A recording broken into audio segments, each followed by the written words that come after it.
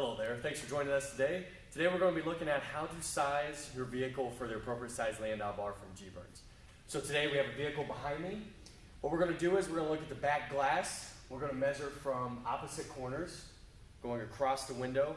We're going to take that space and we're going to look to save about 2 to 2.5 inches per side to leave us the appropriate spacing so the Landau bar looks proportional within the window.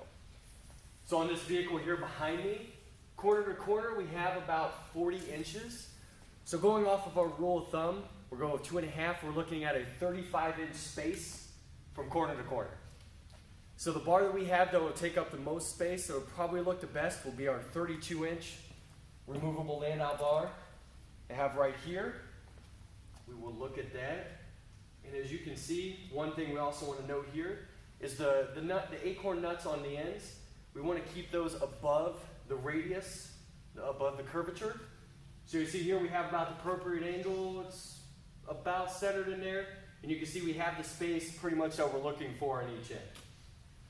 Now again, this space on each side, that is your preference. We also have a 26-inch removable Landau bar.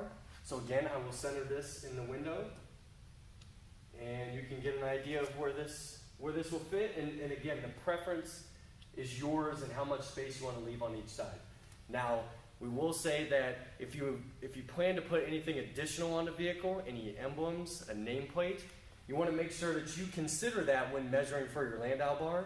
So when you go back and put that and install that in the future, as if we look here, you want to make sure you leave enough space for that. Hold this up again.